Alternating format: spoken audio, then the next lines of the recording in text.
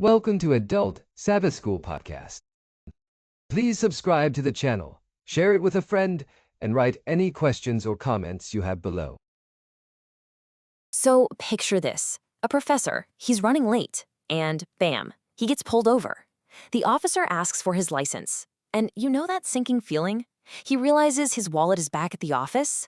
Well, the officer hands him a ticket, but then he says something pretty wild. He says, don't think of this as a fine. It's tuition. When people want to learn something, they pay tuition. This is your tuition to learn not to forget. You know, that story just gets right to the heart of something we all deal with, right? We're all wired to forget things. But while some forgetting just costs us a little money, other kinds of forgetting, well, they have much, much bigger consequences. And this really shows you the difference in scale. Look, we all forget to return a phone call or water the plants. That's just being human. But forgetting our spiritual path, forgetting who we are and what our mission is, that's a whole different ballgame. The consequences there can be severe, even eternal. And this was the exact problem ancient Israel was facing at a super critical moment in their history. Okay, so let's set the scene. The Israelites have been wandering in the wilderness for 40 years. 40! And they're finally standing right at the edge of the Promised Land. But there's this one massive obstacle in their way, the Jordan River. And it's not just a river, it's overflowing its banks. We're talking flood season. It looked completely impossible to cross. But here's the interesting part. Before God does anything, he asks the people to get ready. They had to follow the Ark of the Covenant, this symbol of his presence, and they had to consecrate themselves, which is basically a process of spiritual purification. And here's the key. They had to show their trust and their allegiance before God would step in and fight for them. So, with the people ready, the miracle happens. The priests carrying the ark step into that raging river, and instantly the waters just stop. They pile up in a giant heap way upstream, and the entire nation gets to walk across on totally dry ground.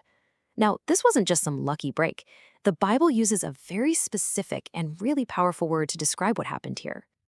The crossing was a niflaot. It means a mighty, supernatural wonder. This is the exact same word used for the plagues in Egypt and the parting of the Red Sea. So we're talking about an act that shows God's total power over creation, something that just proves nothing is impossible for him. Now, after a miracle like that, a nifla, God wanted to make absolutely sure it was never, ever forgotten. He didn't just want it written down in a book somewhere. No, he told them to build a real, tangible reminder that future generations could literally see and touch. And the process was super specific and full of symbolism. 12 men, one for each tribe of Israel, were told to walk into the middle of the dry river, right to the spot where the priests were standing with the ark. Each guy had to pick up a big stone, carry it to their first campsite, and build a monument with them. Now, this pile of 12 stones was meant to be an oat, which is the Hebrew word for a sign. So it's not just a bunch of rocks, right? It's a physical thing that points to something much deeper, a transcendent reality. It's a sign of God's power and his faithfulness. It's kind of like how a rainbow is a sign of God's covenant.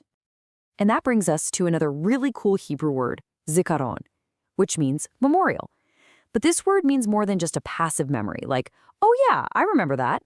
A zikaron is designed to trigger an active remembering, something that prompts you to take action.